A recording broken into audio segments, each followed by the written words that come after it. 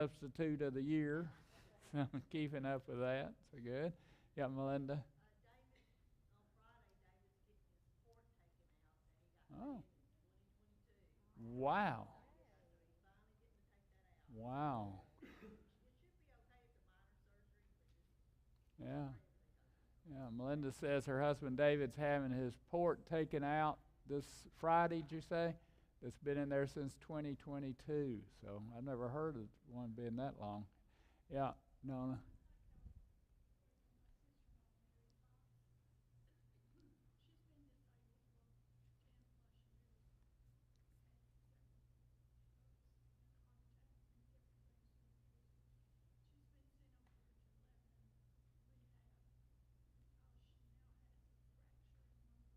Mm.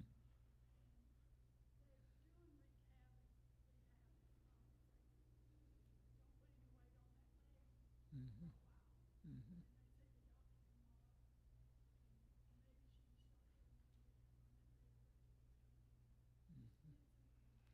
Okay, so Nona's sister-in-law, Mary Fox, is in rehab and will be there for a while, but needs prayer. She's been disabled for a number of years, Nona said. So keep her and put her on the prayer book, if you would, please, Nona, so we'll remember that. Okay. Anybody else this morning? All right. Going, gone then. All right, who'd like to open us in prayer this morning?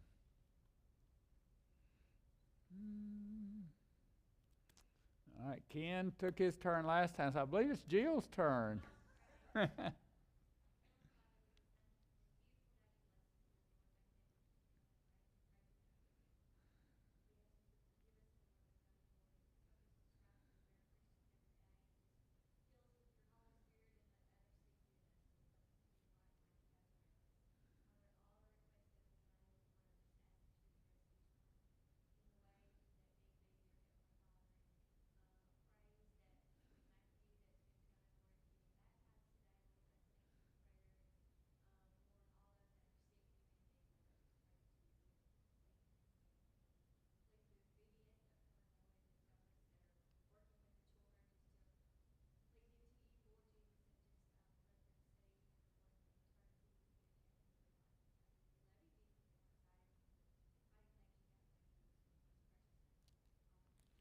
Man, thank you, Jill.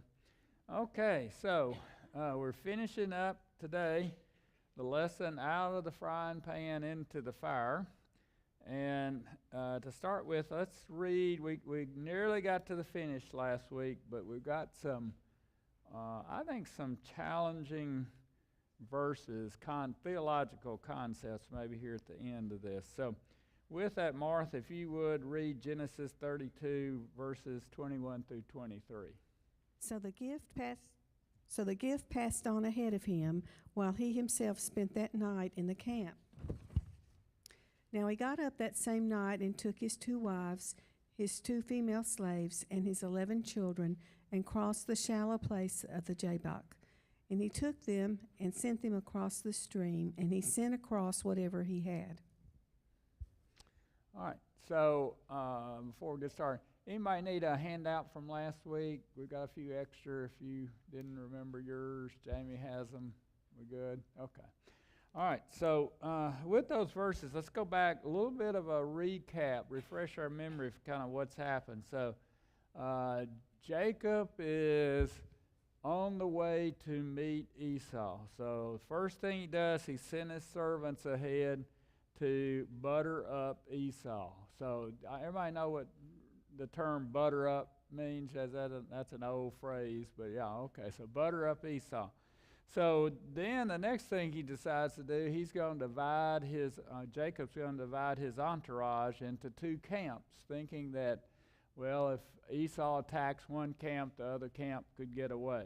So then the third thing he does, though, is he prays. So after taking 2 practical steps, he takes a spiritual step. But then next, what he does is he sends waves of gifts, 5 waves of gifts of livestock ahead to Esau. So trying to butter him up further. And if you remember, he told his servants to refer to Esau as my Lord and to refer to himself as my servant. So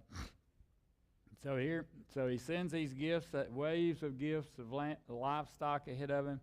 And then in today's lesson, the last thing we hear him do is he sends his entourage as such across the Jabbok River, thinking that it would make it more difficult for Esau to attack them if they were on the other side of the river. So all of that gets us to the question in your handout. And as I said, these are difficult verses for me. Where does work stop and faith begin, or how does works fit with faith? Where does work stop and faith begins, and how does works fit with faith?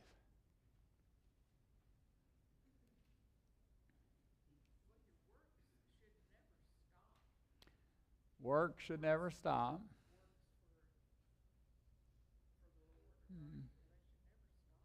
Never stop. Maybe I used the wrong term. Jan says work should never stop, and she's right. I probably should use practical steps. So we see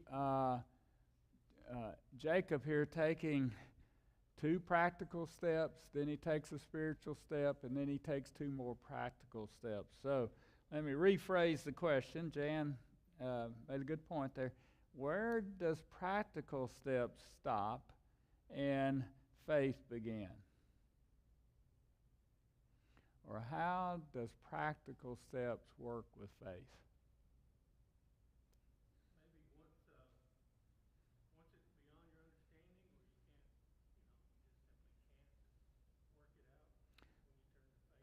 Roger says when the situation is beyond your understanding and you can't determine it on your own, so then you turn to faith. No.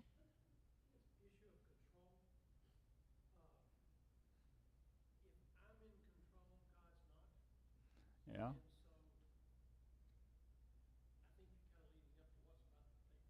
Mm-hmm.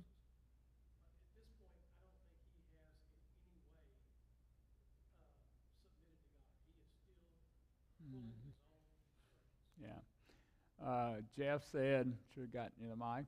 Jeff said that Jacob is still not submitted to God. He's still depending on self, pretty much.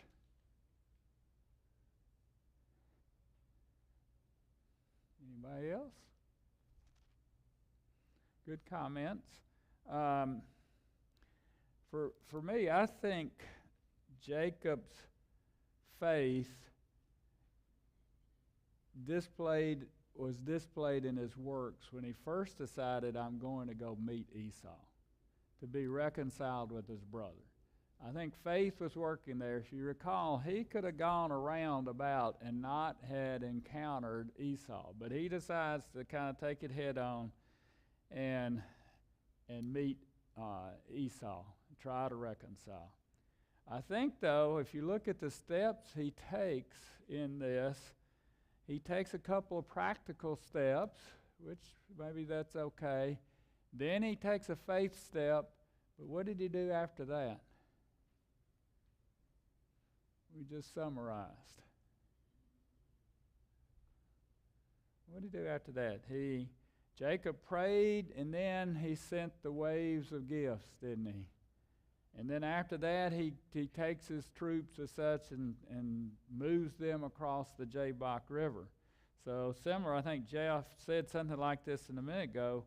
I think that he turned it over to God. Jacob turned it over to God in his prayer, and then he took it all back. He took it back on himself to take these additional practical steps as such. So, and again, this for me is a difficult concept because it's hard to determine where practical steps should end, and for me, and faith begins. I think it's an individual decision in terms of your faith in how God is moving in your life? I think Jeff just shook his head. Got a different thought there. No? Oh, okay. He was just... Okay, good. All right. So, Romans 14:23 says, For whatever does not proceed from faith is sin.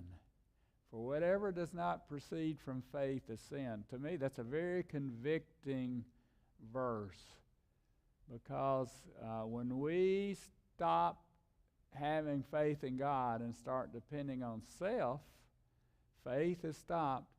And from what that verse said, sin has begun. Now that's hard for me, because I'm a self-reliant person. I'm a practical person. So it's hard for me to let go and just turn it over to God. But that's what we're called to do. That's what Jacob, I think, was called to do. After he prayed, God answered his prayer. You remember Jacob prayed the promise that God had given him, so he remembered that. God answered, but then Jacob takes it back on himself. So how often do you proceed from faith, but rather in self-reliance? Challenging question to me. And I think Jacob here has given us a very practical kind of example, illustration of maybe how hard that is to do for someone. And well, particularly, as Jeff said, here, Jacob, if you remember, he had had a conversion experience some 21 years before, but he appears to be a very immature believer. So, being an immature believer, it's even harder, I think, to let go and let God. So we see. So, what caused Jacob to jump into the Laban frying pan, and he thinks to jump into the Esau fire? Particularly, what makes him think that he's jumping into the Esau fire?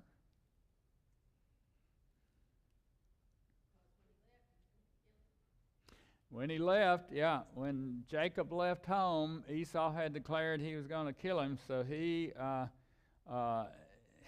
did not, he was fearful what was going to happen. So why, behind what Alice is saying, behind him leaving home, causing Esau to state he was going to kill him, what caused Jacob to be in that situation? Jacob failed to do something. What did he fail to do?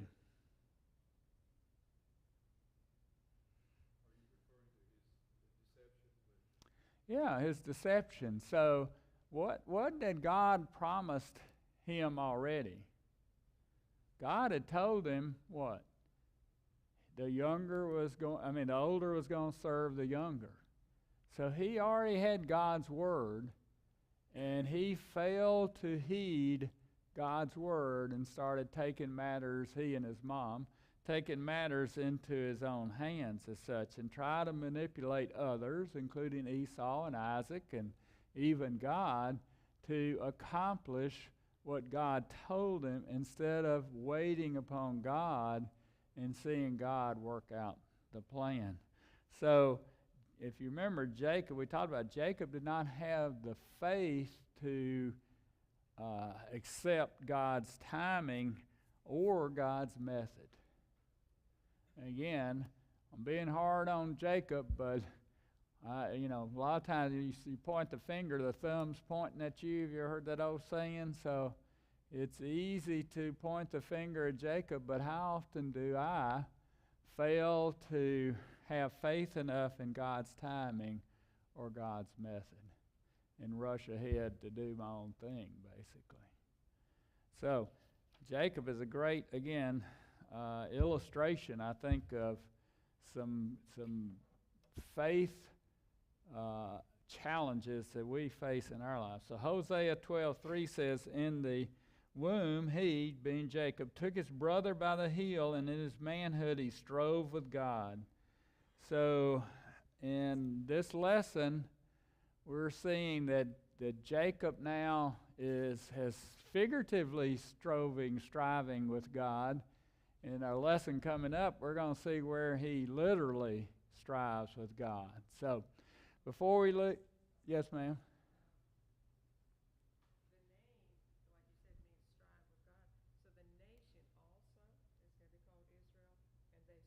Yeah, good point. Nancy says the individual Israel strived with, whichever that's right there, whatever, with God, but it also is representative of the nation Israel, who we see strove, whatever, with God throughout their history too. So kind of a foreshadowing there. So thank you, Nancy. So what are the takeaways or personal applications from this lesson? I gave a principle earlier and last week, and it says, in our daily walk, omitting practical steps can be detrimental, but omitting spiritual steps can be ruinous. So if we don't follow the practical, it can result in some bad stuff, but if we don't follow the spiritual, it can be ruinous. It can be eternally ruinous. Okay? What else? Anything else? Yeah. Yeah. Jill says if God makes us a promise, we can take it, accept it, believe it. And what was the last part of that, Jill? Not try to do things on our own. Good one. Thank you. Anything else?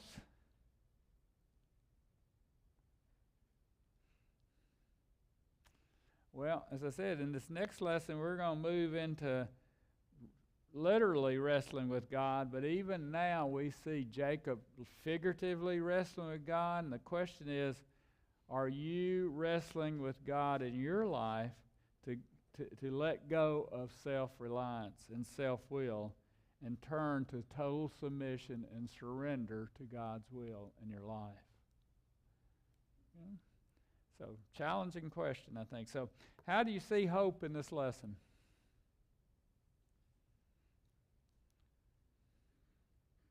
Yeah, right.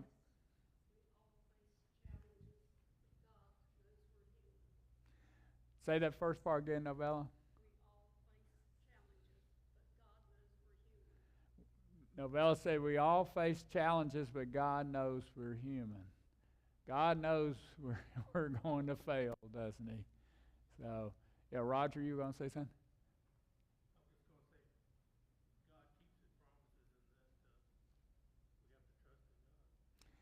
Roger said God keeps his promises, and we have to trust in God for that. Yeah, good. Okay, that's how you see hope in today's lesson. I think Jacob may have felt somewhat hopeless in his situation. Here he was about to face Esau. We can see from all his practical steps he took that there was some lack of hope, some lack of faith there. But God was always with him, even though Jacob did not recognize it. And even though we may not recognize it, similar to what Novella said, even though we may not recognize it, the God of hope is always with us as believers. Hebrews chapter 13, verses 5 and 6 say, keep your life free from love of money and be content with what you have, for he said, I will never leave you nor forsake you. So God had not left Jacob, but Jacob's really sometimes strayed. I say sometimes, he's strayed now for 21 years from God, from God's direction and will for his life. But God had always been there. Jacob had just not turned to him until now we see him make this kind of prayer, to save me kind of prayer here. So those Hebrew verses go on to say, so the Lord is my helper, I will not fear.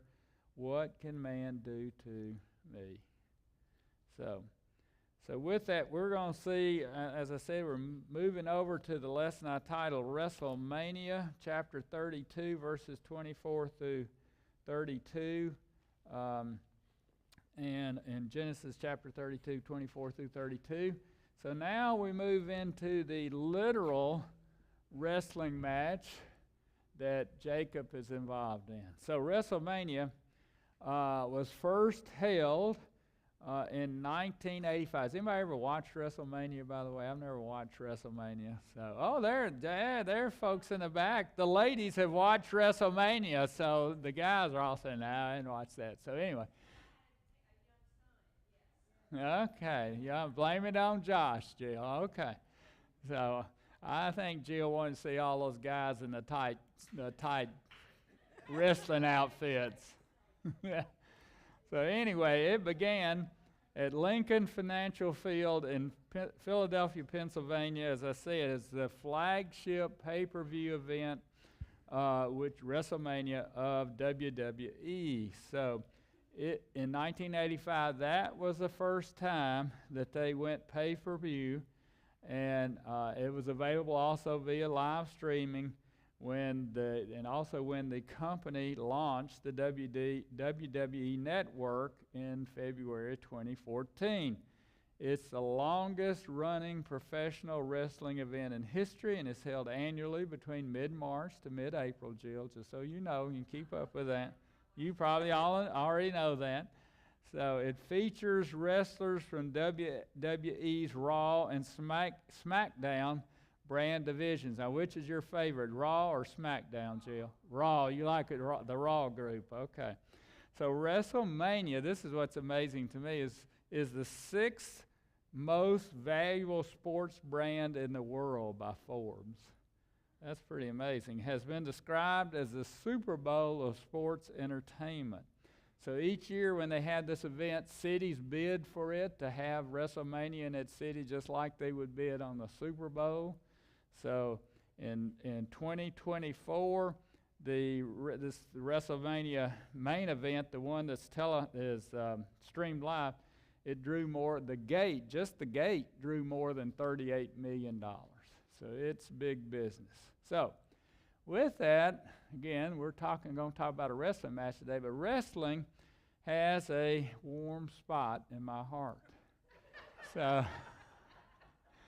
So almost as a young boy, almost every Saturday night, my grandmother lived down the street from me.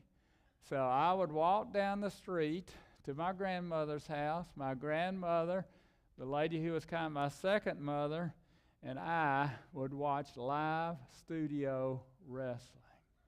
Does anybody know that? So remember that. So my grandmother and my lady who was like my second mother, we really got into it. We would cheer the heroes. We would boo the villains. There was always a hero and always a villain in each match, and you could tell which was which.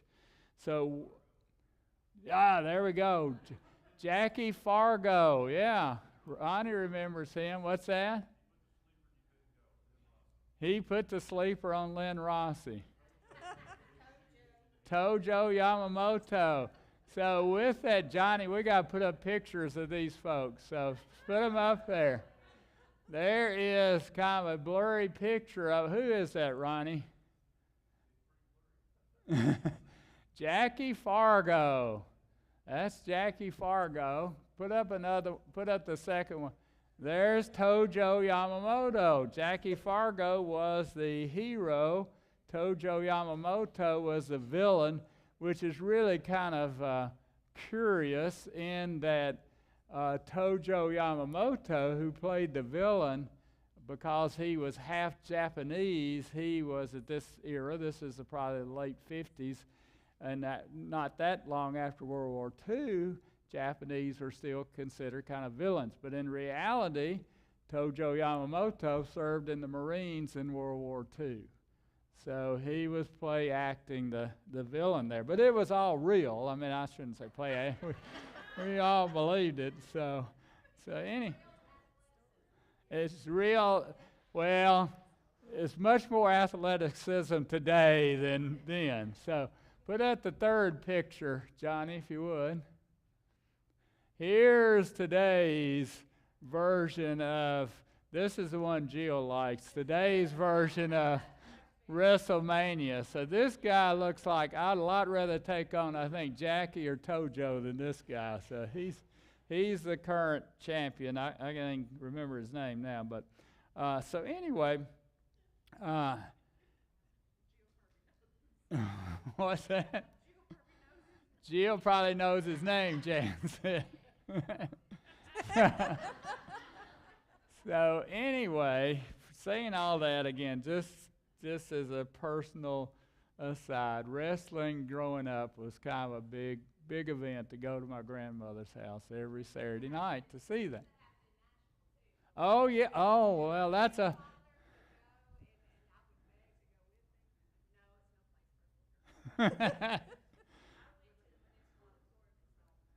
Oh, you did live studio wrestling? Wow. Well, I'll have to tell on myself. A couple of friends of mine, one Wednesday night, we were supposed to be at church. We were teenagers, so we load up in the car and go to Nashville. I think this was at the National Guard Armory in Nashville.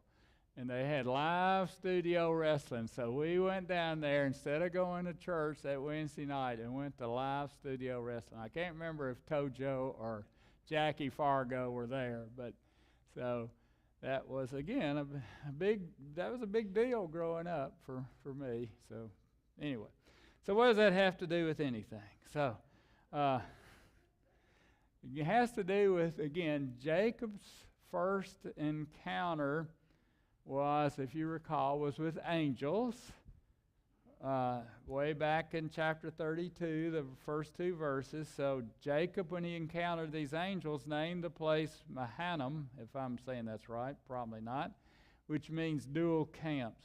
So now Jacob is about to experience the second major encounter, and we'll see who that is with here in a wrestling match.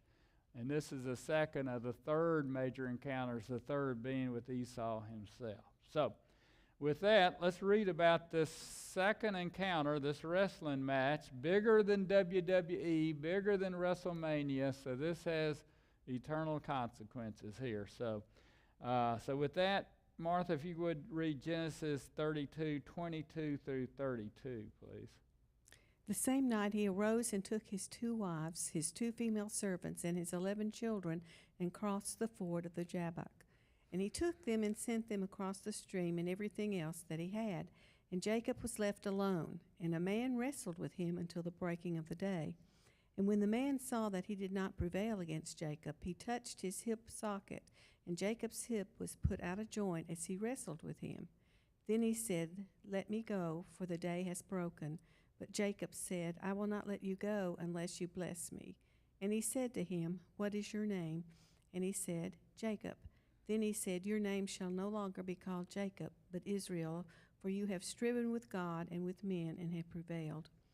Then Jacob asked him, "Please tell me your name." But he said, "Why is it that you ask my name?" And there he blessed him. So Jacob called the name of the place Peniel, saying, "For I have seen God face to face, and yet my life has been delivered." The sun rose upon him as he passed Peniel, limping because of his hip.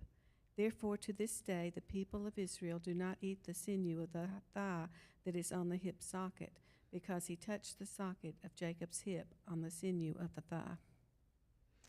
All right, so to me, Genesis 32, 24, verse 24, it says Jacob was left alone. This to me is an insightful, I guess you'd say, verse. So here Jacob is left alone. This is a natural, him being left alone is a natural result, I think, of the life Jacob had lived. He'd lived up to this point a life of treachery and deceit, and now he finds himself alone. I think people who live lives like that, of treachery and deceit, oftentimes find themselves left alone. And here that's what's happened with Jacob. So what had Jacob done immediately prior to being left alone? There in verses 22 and 23.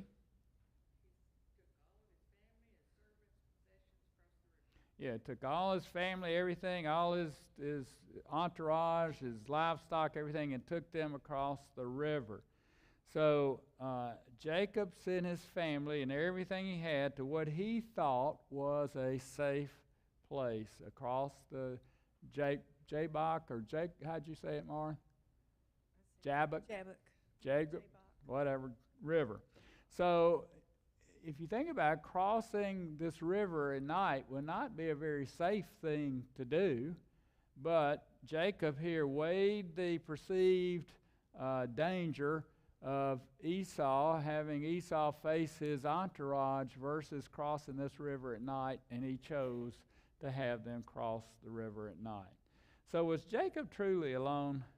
What had Jacob forgotten? Yeah, God. Why do you say that, Jill?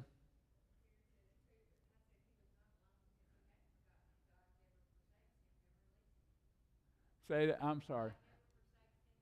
Yeah, God never forsakes us nor leaves us. So you're exactly right. And Jacob knew, or would have known that, should have known that, if he thought back. What we have is Genesis chapter 28, verse 15. It says, "Behold, I am with you and will keep you wherever you go, will bring you back to this land, for I will not leave you until I have done what I have promised you." So here in Genesis 28:15, we hear basically the same promise that we as believers are given in those Hebrew verses that I'd read earlier. So Jacob is given the same verse that we now have and can claim as believers. I think that's kind of amazing, really. So Jacob was not truly alone. We see shortly who is with Jacob, literally in this case. And as we said earlier, Jacob at this point is still an immature believer. But here during this night, we'll see a dramatic change in Jacob's life. So when Jacob was left alone, what did he experience? Wrestling match, yeah. So here we have the wrestling match. And we're told he has this wrestling match with the man. So who was the man with whom Jacob wrestled? Was it an angel? Look at verse 28, I think it is. Look at verse, let me make sure I'm telling you right. Yes, 32:28. Man is God. Tells us this man is God. So the concept of a Christian wrestling with God, we talk about, that's a concept today. We hear people mention, I'm wrestling with God over this situation, over this issue, blah, blah, blah. Whatever it might be, the circumstance. So here is more than likely where that concept began, is Jacob wrestling, literally wrestling with God, where we figuratively wrestle with God over issues today. Jacob here is literally going to have a wrestling match with God. So, what do you think the man came to Jacob? God came to Jacob as a wrestler. Why did he come to Jacob as a wrestler?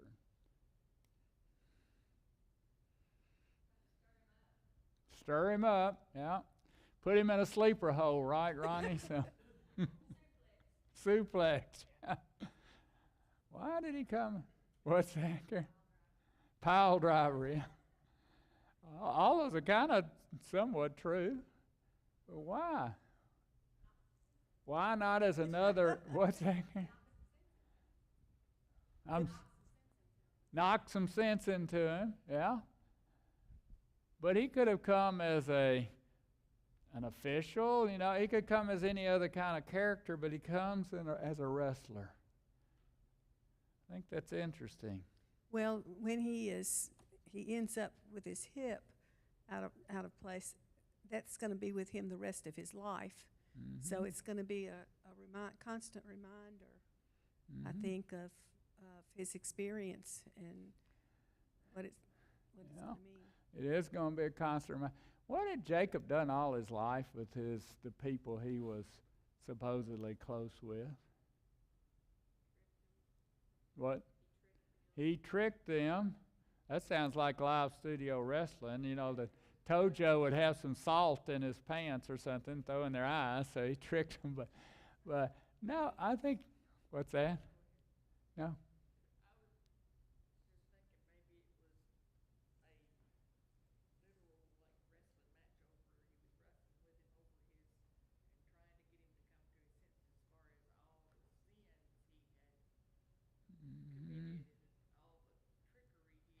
Mm-hmm.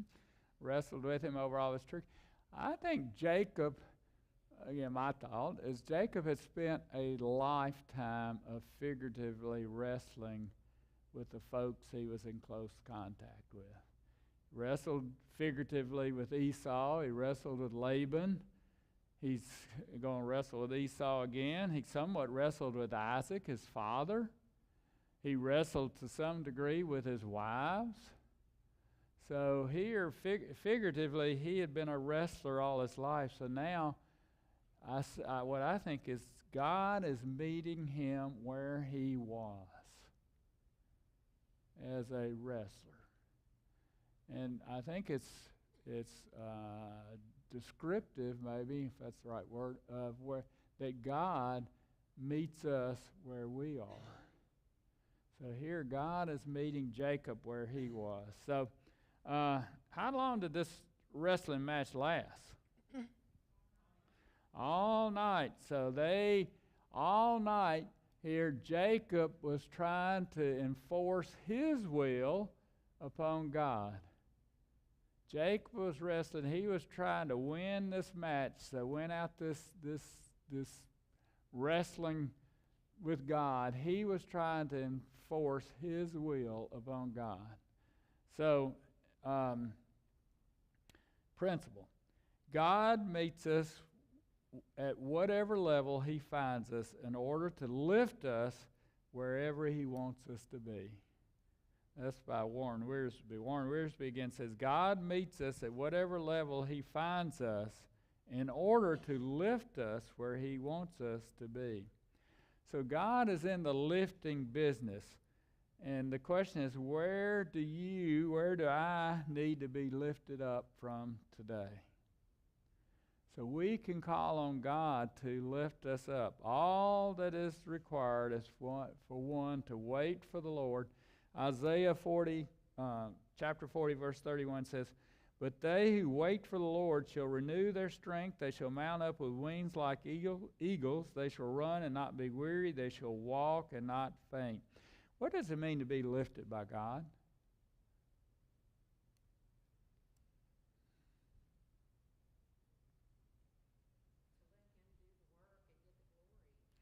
Let him do the work and get the glory. What work?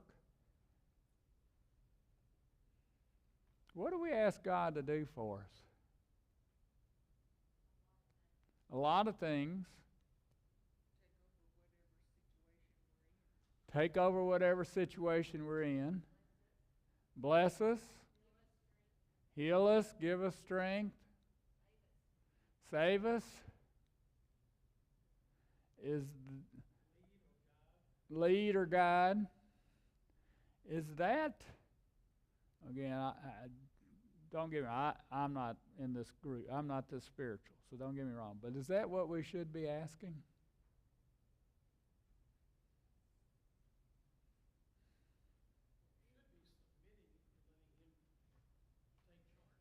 Should be submitting, let him take charge. Yeah, and that's similar. I was going to say, we should be asking for God's will to be done in our lives. And again, healing as an example. Sometimes it's to be healed. I use this so often that sometimes he's going to take us through the fire and heal us, but sometimes he's going to lead us. His will is to take us by the fire straight into the arms of Jesus. So we should be praying for his will. And again, don't get me wrong, I'm not that spiritual that I can, do that at all times, but that's what we should be praying, and praying for in this situation, whatever, give me peace, give me comfort, give us strength. All those are promised as such, but he doesn't necessarily promise that I want this new house. You're going to get that new house. That isn't necessarily the promise, but he does promise peace, strength, comfort in the situation. He does promise to bless us. Now, that blessing sometimes is not what we expect it to be, but he's blessing us. I just think, so that to me, as I thought about this, that's the other part of that is being lifted up, is being in God's presence. We can spiritually be in God's presence and to ask to be in his presence. And we can be in his presence through his word, through prayer. We can approach the throne of grace so we can be in his presence to experience the blessings of what we just talked about. So Genesis 32:25-26 says, when the man saw that he did not prevail against Jacob, then he said, let me go, for the day is broken. But Jacob said, I will not let you go unless you bless me. So again, I think this is a very interesting verse. Why did Jesus not prevail against Jacob? Evidently, Jacob had held on to him all night. And we'll see here in a minute that at any point, Jesus could have had a smackdown. He could put the pile driver on him, couldn't he, Karen? So.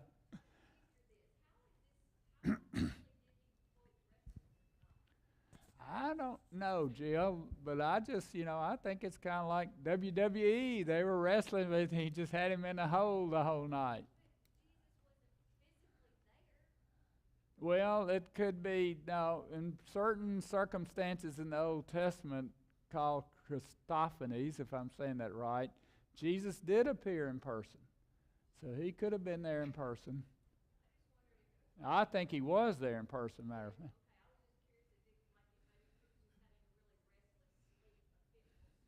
Doesn't say this is a dream. Now, in other cases, when they were going up and down the ladder, it specifically says it's a dream. This does not. So I think it was a Christophany, if I'm saying that right. That's my impression. Again, when we get to heaven, you can check it out for sure. Yeah. That's right.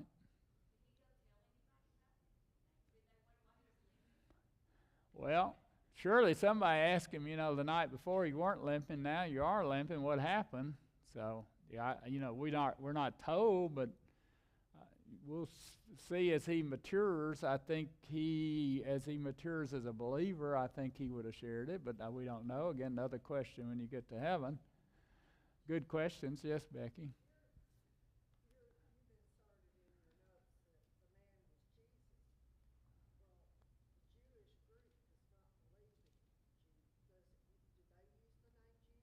Well, they believe it was God, but they believe it was God.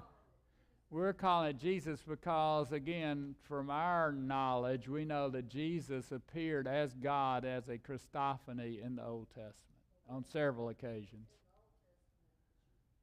Jacob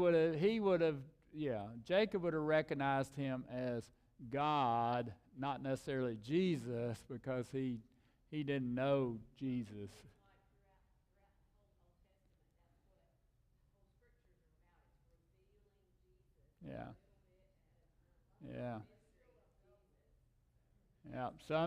Some Jews still don't. Well, a lot of Jews recognize Jesus as a person, but not as God, right? Yeah. Okay, where was I? I'm off.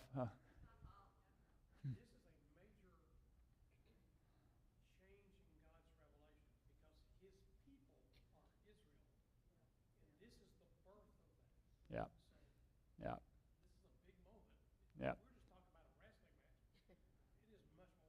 Yeah. And we're going to get to that. Jeff's saying this is much more than a wrestling match that's occurring here. This is a turning point in history through the man Israel, but ultimately the nation Israel. Okay? That's why it's what? Yeah, good point. Nancy says that's why it's a wrestling match, because the whole history of Israel, they're wrestling with God. Good point, Nancy.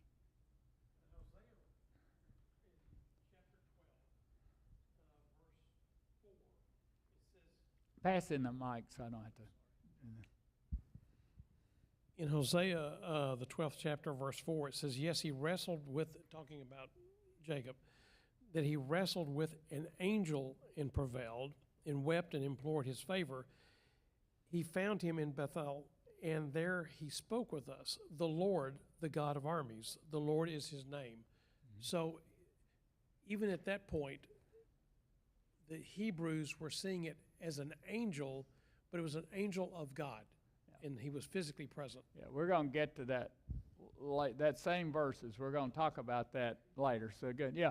And the angel of God, in a lot of translations there, angel is capitalized, referring to this is God as we would know him as Jesus in human form. Okay, yeah, but we're going to get to those verses. So, y'all.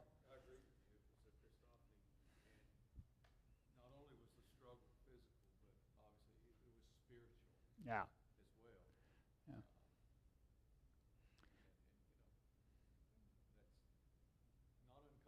Yeah. That's not uncommon. Yeah. Oh, good point. Stan says, and we'll kind of get to this too later, that this struggle is not only physical, it's spiritual, and that's where we're heading. And Stan made a really good point there at the end that that's not uncommon for us today. How often do we struggle, wrestle physically, and it leads to spiritual wrestling, or they're connected? Yeah. Good point, Stan. Thank you.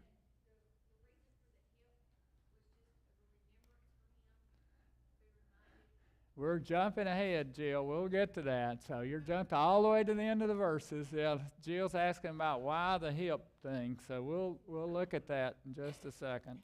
Had a great illustration for that, didn't I, Stan, that we won't get to see. But all right, so where am I? I've lost my place here, y'all. Yeah, why did the man, Jesus, and yes, God, Becky, not prevail against Jacob? Yeah. He only prevailed if Jacob gave up, Ken says. So, in what I had, I put it in a very similar way. Ken says it very well. I said, if we do not let go of God, God won't let go of us. If we don't, so Jacob didn't let go of God, so God didn't let go of him, as Ken just said. Good point. So even when we do let go of God, where does God go? He's faithful. He's still there, even though we let go. He's still holding on. He's still holding. He's still present, waiting for us to grab again. So to put on that full Nelson or whatever with him. So we might not realize his presence, but he's still there. Jacob didn't realize so much his presence for 21 years, but God was still there. He hadn't gone anywhere. He was still faithful. So many times we learn valuable lessons while wrestling over difficult situations. So similar to what Stan just said, we might be in a difficult physical situation, but we can learn valuable spiritual lessons from that. So James chapter 1 verses 2 through 4 says, "Consider it a great joy, my brothers, whenever you experience various trials." Put the word wrestle in there. Whenever you experience wrestling, knowing that the testing of your faith produces endurance, but endurance must do its complete work, so that you may mature and complete, lacking nothing. We're going to see here, this is, even though Jacob is a believer, he's a baby believer. You remember at that dream of the angels going up down the ladder, Jacob had a conversion experience, but he had not, it does not appear that he had grown spiritually from that point at all until now. So as I can't remember who was saying, Jeff, I think was saying, this is, and maybe Nancy too, was saying this is a major change in history after a major change in the life of Jacob and in the nation of Israel after this. So Jacob here was wrestling with God during the night. He was holding on for dear life. So what happened to Jacob in this wrestling match? Somebody, I think Martha just said, what happened to him physically? His hip went out of socket. His hip was dislocated. It was knocked out of socket, so knocked out of joint. So if you've ever had a dislocated joint of some kind, you know it's very painful. So here this happens to Jacob. So why would the man Jesus, why would God do this to Jacob? Why would he dislocate his hip?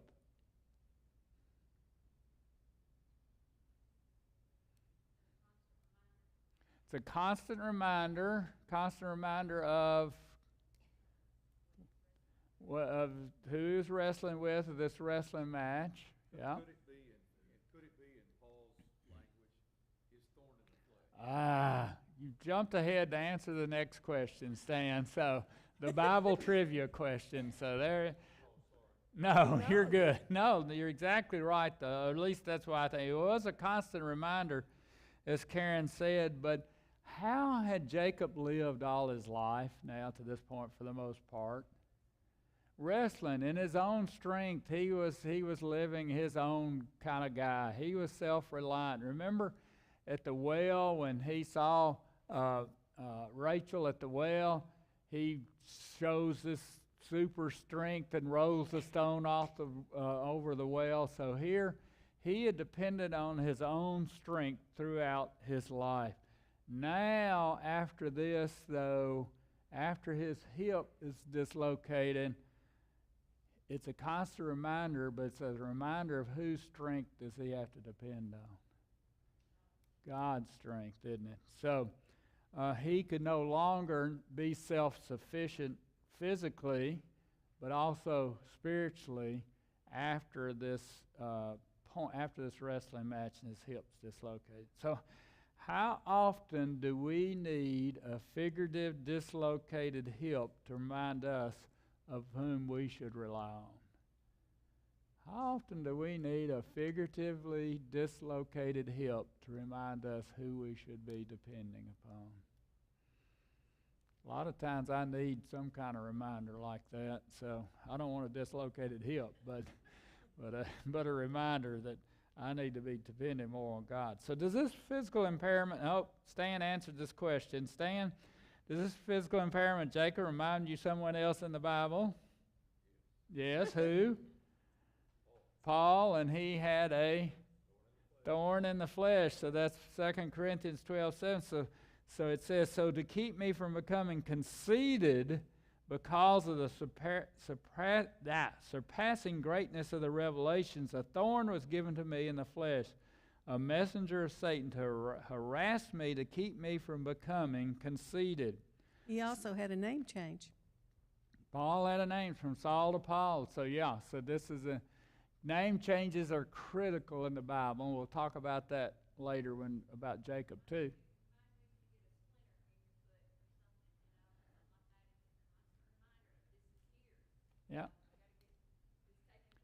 Yeah, like something as small as a splinter, Jill says, it's a constant reminder that this is something to be focused on, to take care of.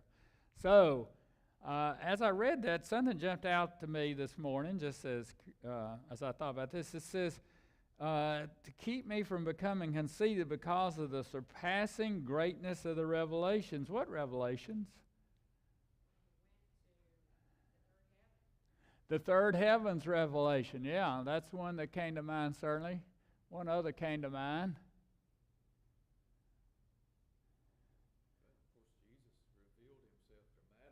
Yeah.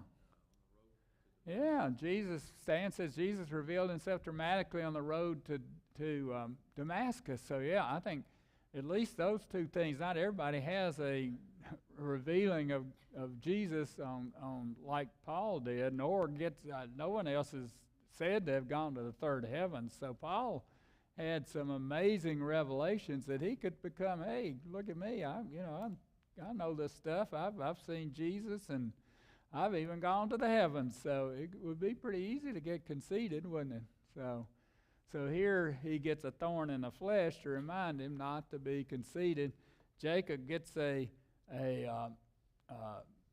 dislocated hip to remind him to depend on God and not so much self-sufficiency. Okay? Where were we? So how did the physical impairment happen to Jacob specifically? Jesus touched him. So can you imagine they've wrestled all night here and they've been throwing pile drivers and full Nelsons and half Nelsons and so forth, and Jesus said, well, it's time to go, and he just touches his hip and it becomes dislocated. So at any point during this period of time, don't you think Jesus could have just won this wrestling match and gone on his way as such? So sure. So, it's outside. So have you, with that, so what, let me finish with this. And what was the purpose of the wrestling match? Got 1 minute.